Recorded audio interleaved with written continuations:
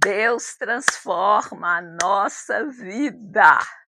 Gente, já terminou 2025, hoje a primeira mensagem de 2026, dia 4 de janeiro, e já vou começar com Jeremias 31:13, que está escrito: então a virgem se alegrará na dança, como também os jovens e os velhos juntamente. E tornarei o seu pranto em alegria e os consolarei, e transformarei em alegria a sua tristeza. Isso é uma promessa que o profeta Jeremias está fazendo. Então, o sentido dessa promessa é que, apesar do que está acontecendo agora, hoje, no momento, as coisas podem mudar. Deus pode transformar a sua vida, pode transformar a minha vida. E isso é que nós vamos analisar. Então, essa transformação, porém, não é automática, vai depender da gente. Ainda que Deus não depende de nós, mas apraz a Ele quis, Ele quer, Ele sempre coopera conosco. Ele é que escolheu nos criar e conviver conosco. Desde o Éden, na viração do dia, Deus aparecia para conversar com Adão. Então, esse é um desejo dele. Quem somos nós, criatura de Deus, para questionar o que ele faz?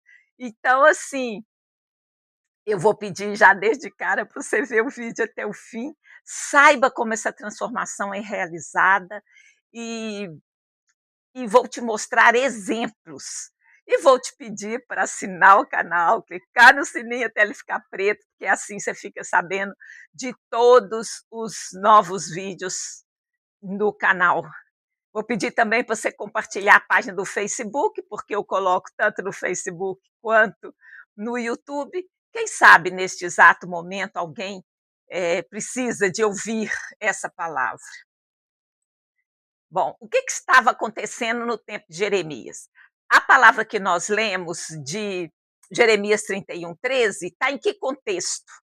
Olha, o profeta Jeremias, ele foi um profeta que profetizou durante um longo período. Ele passou por 5 reis. Começou em 640 antes de Cristo, passou por 586, que foi quando Jerusalém foi destruída pelo Império Babilônico, debaixo da autoridade de Nabucodonosor, mas ainda continuou mais um tempo. Ele é conhecido como profeta chorão. Lembra as lamentações de Jeremias? Ele tinha tanta paixão pelo povo que ele se comovia, ele se entristecia pela situação que o povo e o país estava passando. Então, essa profecia, ela aconteceu no momento de uma crise profunda. Era uma crise política, social e espiritual em Israel, né? Que era o reino de Judá e de... Ainda não havia divisão, então era o reino de Israel. Então, o povo estava vivendo dificuldades, eles não estavam assim com foco total no Senhor, e a invasão da Babilônia estava iminente, porque houveram várias campanhas e um dos reis se rebelou contra Nabucodonosor e que aí motivou o cerco e a queda da cidade. Então era um cenário de desespero e ele fez o quê? Jeremias, o profeta, fez o quê? Faz o quê? Ele olha o que está no céu e traz para a terra, né? Então ele manda essa mensagem de esperança, prometendo, dizendo que Deus vai transformar o pranto em alegria, o luto em consolo, a tristeza em celebração. Essa é uma promessa de Deus. Então, ela vale até o dia de hoje. Então, vamos ver, explorar um pouquinho mais esse versículo de Jeremias 31, verso 13. Então, fala assim: a virgem se alegrará na dança.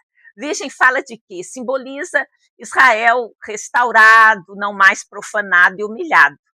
A dança, ela era uma expressão de libertação, de alegria, de vitória. A gente pode lembrar a dança de Miriam, quando o povo terminou de passar, né, o mar vermelho, né, que o mar se abriu e Moisés conduziu o povo para fora da servidão que ocorria no Egito, né? Então, aí vem também falando de jovens e velhos, ou seja, a interação geracional, não há mais a separação. Deus não olha assim, fulano só pode estar no meio de jovem. Tanto que nas sinagogas que existem depois que o templo foi destruído, porque quando o templo existia não havia necessidade, porque a vida do povo judeu ocorria no templo, em volta do templo, em volta do sacrifício. Quando o templo foi destruído, viu-se a necessidade de construir, né, as sinagogas. E elas existem até hoje, porque até hoje o templo, né, está destruído. Mas não há separação de jovens e velhos. Eu acho isso muito tremendo, eu acho isso uma lição para nós, porque é necessário que haja essa interação das gerações, né? Então, tanto jovens, crianças, velhos, todos estavam sofrendo com a crise, né? Mas agora jovens poderão se alegrar conjuntamente. Então, isso aponta por uma restauração completa da comunidade. Aí vem, tornarei o seu pranto em alegria. Então, é o quê? Tornar é mudar, né? Então, antes e depois havia lamento, será alegria. Havia exílio, vai haver retorno. Vergonha, honra. Silêncio, celebração. Então, isso faz parte do plano, do projeto de Deus para nós. Ele quer tornar o nosso pranto em alegria. Depois, consolarei e transformarei em alegria a sua tristeza. Então, assim, tem um verso, né, Isaías faz, consolai, consolai o meu povo. Então, assim, nós também podemos participar desse consolo, mas Deus tem um plano de consolo para nós. Ele não somente remove a dor, mas ele substitui a tristeza por algo novo. Então, ele transforma, não só restaura, como transforma. Então, assim, é algo muito forte. Só que essa transformação, como eu falei lá no começo, ela não é automática. Deus não precisa da gente, a gente sabe disso, mas Ele escolheu cooperar conosco.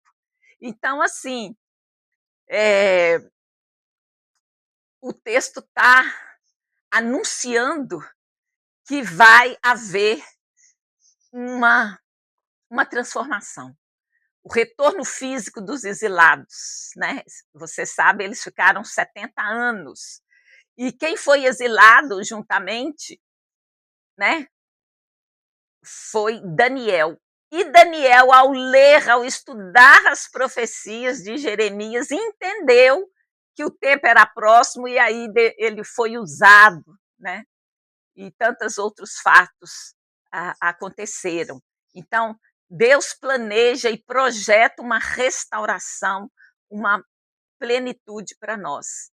E isso não está só no Velho Testamento, eu separei 2 versos aqui, em João 16:20, que diz assim: a vossa tristeza se converterá em alegria. Em Apocalipse 21:4 fala: Deus enxugará dos seus olhos toda lágrima. Então, há um anúncio, há um compromisso de Deus de mudança, de transformação. Ele quer, mas ele não pode fazer sozinho. Não que ele não possa no seu poder. Ele escolheu que nós devemos cooperar com essa transformação. Mas como assim cooperar? Como? Nos expor a palavra de Deus, nos colocar diante de Deus, expor todos os nossos sentimentos, as nossas emoções, nossas limitações, nossas fragilidades. Porque se nem você percebe as suas fragilidades, é importante que a gente perceba e colocar isso na mão de Deus, porque Ele vai mover, né? Então, Jeremias 31:13 já está anunciando aquilo que João acabou de falar, né? E tanto no Evangelho quanto em Apocalipse, né? Então, Deus não nos abandona, está escrito: "Eis que estarei convosco até a consumação dos séculos".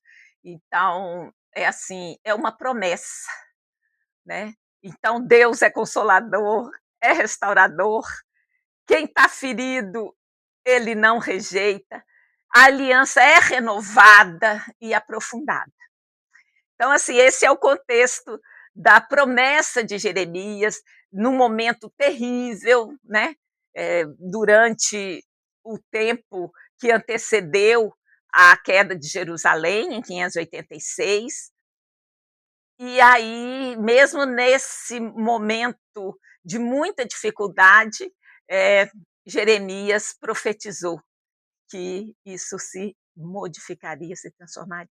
Agora eu quero dar exemplos concretos para mostrar que nós podemos cooperar com essa transformação e como Deus operou essa transformação. Eu quero trazer o caso de José. José do Egito, acho que todo mundo conhece, porque, né, teve muito desenho, muito filme. Então, lembra que ele era o preferido do pai dele. O pai dele fez uma túnica de várias cores para ele. Ele sonhava e ele sonhou sonhos de futuro que deixou os irmãos assim em ciúme e inveja. Talvez ele não devesse ter falado assim, né, que ele suscitou a inveja, mas na verdade a gente vai ver que os sonhos dele foram proféticos e aconteceram. Então, ele foi vendido para o Egito, Potifar comprou e, e aí ele foi se dando bem aonde quer que ele estava. Deus era com ele. Mas aí, olha só, na casa de Potifar, a mulher de Potifar pôs os olhos nele e queria ficar com ele de todo jeito. Ele não quis. O que, que ela fez, então, assim, amargurada, né, com a rejeição? Ela inventou que o José tinha tentado pegar ela, e foi o contrário, né? E aí o Potifar ficou assim, irado, e levou ele para a prisão. Então, ele jogado na cova, para morrer. Aí uma caravana resgatou ele, vendeu ele para o Egito, Potifar comprou, ele ficou na casa de Potifar um certo tempo, até que a mulher, né, caluniou o nome dele, ele foi para a prisão, e até na prisão ele encontrou graça do carcereiro. E aí o que acontece? Cai lá na prisão o copeiro e o padeiro do faraó, José interpretou o sonho deles, e foi exatamente como ele interpretou, só que o copeiro esqueceu de José, e José continuou lá preso. E tudo isso aconteceu mais ou menos em 13 anos, porque quando ele interpreta o sonho do faraó e dá a estratégia de como sair da fome, né, para que todos ajuntassem a comida por 7 anos para poder viver os 7 anos de fome, então, quando ele tinha 30 anos, ele foi colocado como o segundo no comando do grande império egípcio, né? Então, quer dizer, ele passou 13 anos penando. Então, o sonho de Faraó aconteceu, e aí a fome foi geral, não foi só no Egito, foi em Canaã também. E Jacó, o pai dele, né, viu que ficou sabendo que lá no Egito tinha comida, e ele mandou os filhos para lá. E os filhos foram para lá, e aconteceram várias coisas, até que José se revelou. E olha só o que está escrito, isso eu tenho que ler, não dá nem para contar, igual eu contei a história aqui, né? Gênesis 45:5.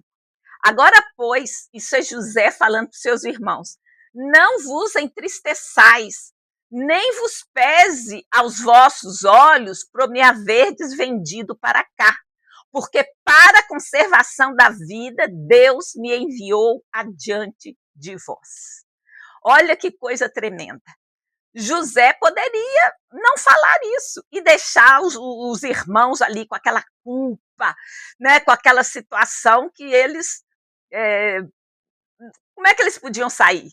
Mas olha o que ele fez, ele falou: não, Ele reconheceu o plano de Deus, que ele não se afastou de Deus todos esses 13 anos, se é que ele tinha 17, né? Pode até ser que ele seja um pouco mais novo, mas se ele tivesse 17 anos, a Bíblia é explícita, falando que quando ele chegou diante de Faraó para assumir a segunda posição, ele tinha 30 anos.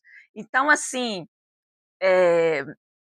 veja que ele encontrou graça diante de Deus onde quer que ele estava, seja na prisão, e foi alçado à posição de o segundo do governo. Então ele tranquiliza os irmãos, porque para a conservação da vida, Deus me enviou adiante de vós. Então há coisas que a gente não entende quando está passando, há situações que a gente não compreende. Mas depois, no futuro, a gente vai perceber que aquilo estava dentro de um plano e de um projeto. Mas que é a nossa participação? José podia ficar revoltado, podia agir de N outras formas, mas ele buscou ser a melhor pessoa onde ele estava. Até que o carcereiro viu que ele era um homem e pôs todos os presos debaixo da autoridade dele. Então, assim, ele se submeteu àquela vida, ele não se revoltou, ele não ficou de mal de Deus, até que tudo se modificou, se transformou. Olha só, vou ler mais 2 versos, o Gênesis 45, 7 e 8. Pelo que Deus me enviou adiante de vós para conservar a vossa sucessão na terra, é José falando para os irmãos, e para guardar-vos em vida por um grande livramento. Assim não fostes vós que me enviastes para cá, senão Deus que me tem posto por pai de Faraó e por senhor de toda a casa e como regente em toda a terra do Egito. Você pode me falar assim, mas isso aconteceu uma vez só. Não. Deus tem o mesmo zelo, o mesmo cuidado com cada um de nós. Está escrito que ele não faz acepção de pessoas, que Deus opera em cada um. E olha, ele quer que cada um tenha um encontro com ele. Ele planejou isso. E ele não tem como forçar. Não é que ele não tem, ele poderia, mas ele escolheu não forçar. Ir para Jesus é um ato deliberado, intencional da sua vontade. E todos aqueles que o escolhem, Deus está ali, pronto para transformar sua vida, para você ali cooperando com ele, aprendendo, se expondo o que é a palavra de Deus, qual é a vontade de Deus, como que se agrada a Deus, e aí você verá que a sua vida transformará. E eu não vou ficar só no exemplo de José, não. Vou falar outros, não tão detalhadamente, não tanto com versículos, mas a gente pode ver o exemplo de Esther. Quem era Esther? Esther era uma prisioneira no tempo do reinado persa, né? Então, ela lá, a esposa do rei não quis obedecer ao rei, não quis se apresentar ao rei, eles aconselharam ao rei a falar assim, vamos escolher uma outra rainha. E Esther foi escolhida, e ela ficou lá no palácio, até que se levantou um cara que odiava os judeus, que era Amã. E Amã fez um plano para destruir todos os judeus. E aí Mardoqueu, que era o primo, o tio, né, alguma controvérsia sobre isso, de Esther, ficou sabendo desse plano de destruir todos os judeus. Ele foi lá e falou para Esther, Esther, eu acho que foi por isso que você está nessa posição. Deus quer te usar para livrar o povo desse decreto de morte. E ela ficou assim, não, mas eu nem posso ir diante do rei, porque senão ele vai me matar, e ninguém pode chegar diante do rei. Mas ela arriscou e foi. Ela pediu aos seus que jejuassem, né, por 3 dias, e ela, com risco de morte, ela montou uma estratégia, revelou o plano de Amã. Então, em vez de Amã ser enforcado, Não, de Mardoqueu ser enforcado na forca que Amã fez para ele, foi Amã que foi enforcado na forca que era para Mardoqueu. E aí nós temos a história que rei não pode mudar sua palavra, mas o que ele fez? Ele deu direito de defesa aos judeus. E ali, então, Esther foi usada para trazer libertação ao povo. Então, Deus usou a posição de Esther para proteger seu povo da aniquilação. Então, foi uma transformação de uma jovem presa lá, né? E de repente a sua beleza chamou a atenção, ela foi selecionada, ficou lá mais de ano tomando banho de beleza, até chegar diante do rei. E se tornou rainha e arriscou a sua vida. E aí transformou a situação de decreto de morte para a vida do povo judeu. Outro exemplo é de Ruth, a Moabita. Olha, está escrito na Bíblia que nenhum estrangeiro poderia entrar no templo.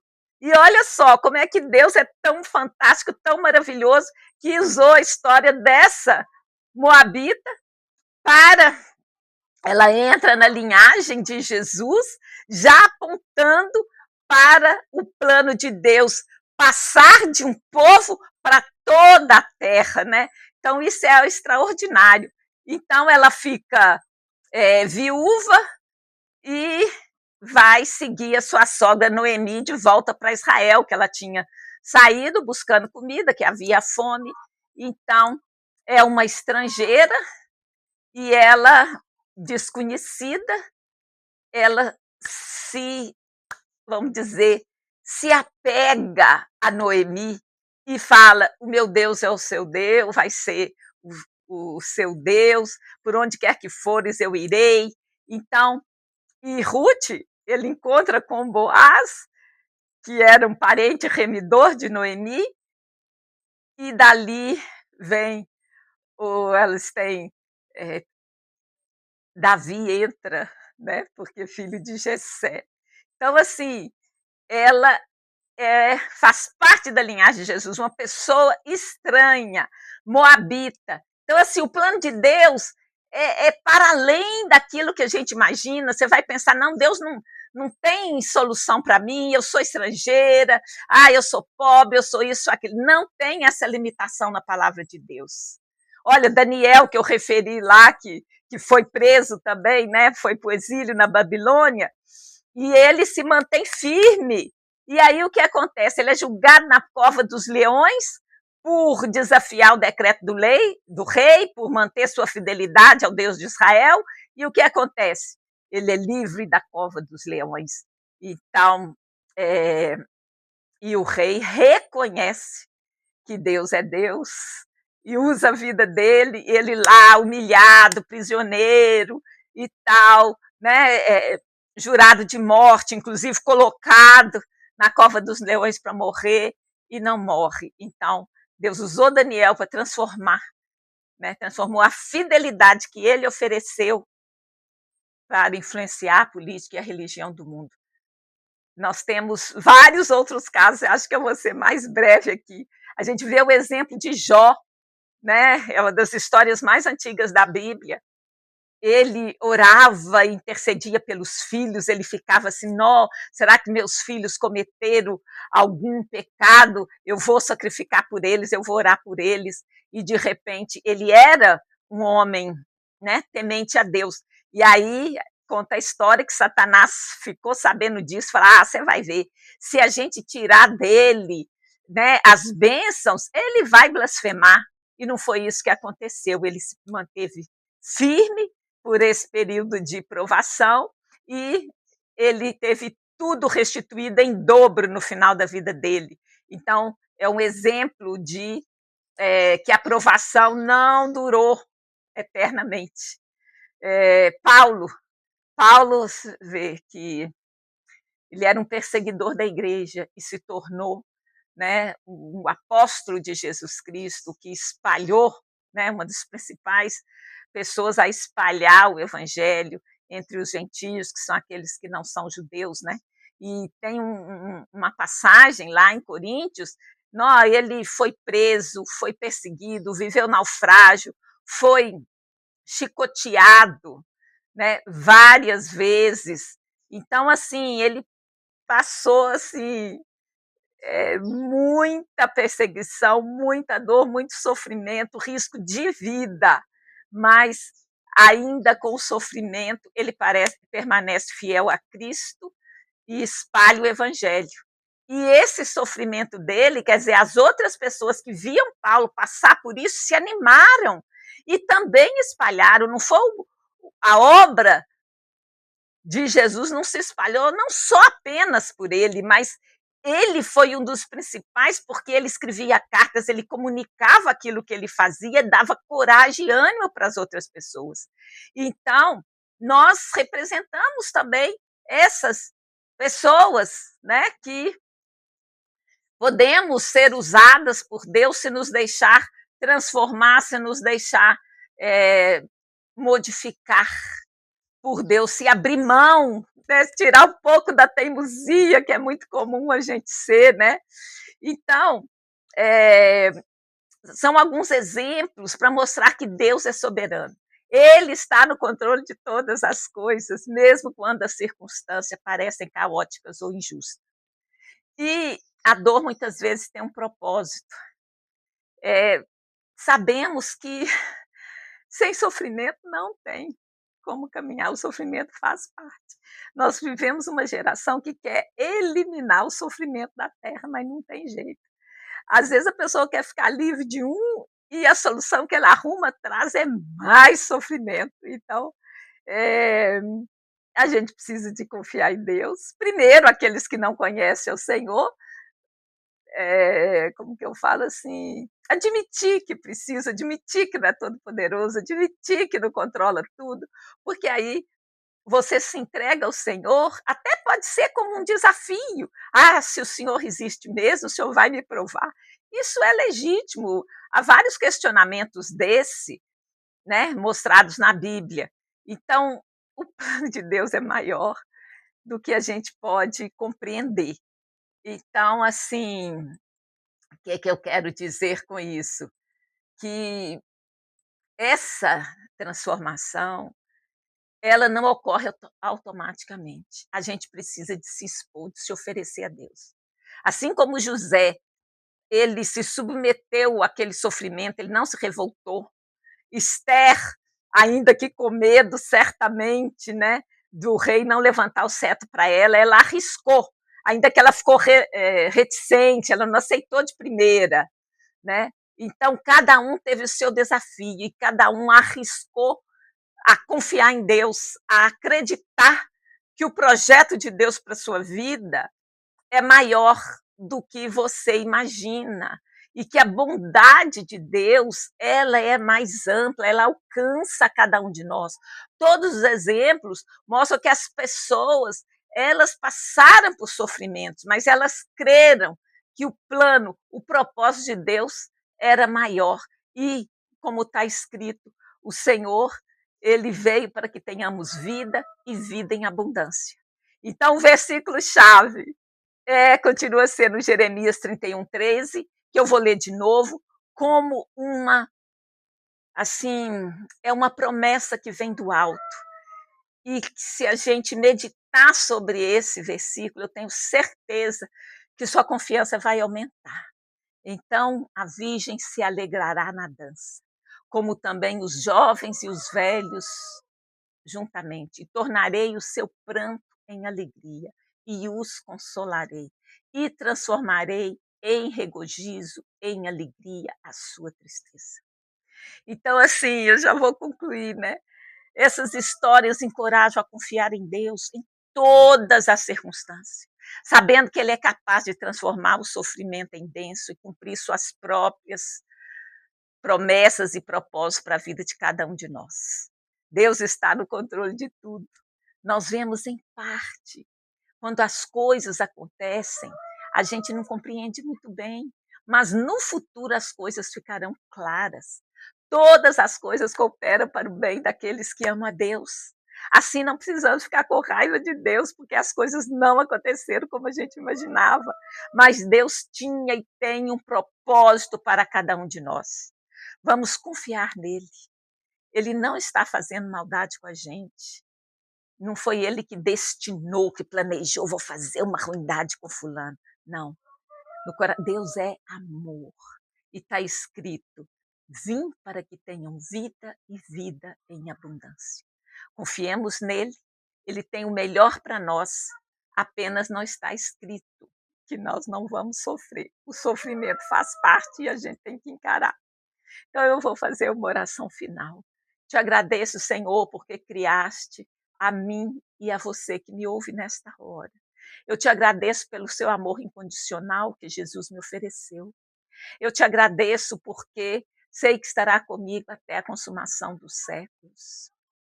Porque a promessa vos diz respeito a vós, a vossos filhos e a todos os que estão longe, e tantos quanto nosso Deus chamar, porque ele chama cada um de nós e quer que cada um venha a se entregar a ele, entregar sua vida a Jesus. Em 2 Coríntios 1:20 está escrito: porque todas quantas promessas há em Deus são nele sim, e por ele o amém, para a glória de Deus por nós. Deus abençoe a cada um de vocês. Tenham um ótimo fim de semana. No nome santo de Jesus, o Messias de Israel. Muito obrigada a você que chegou até aqui. Beijo no coração e até a próxima semana.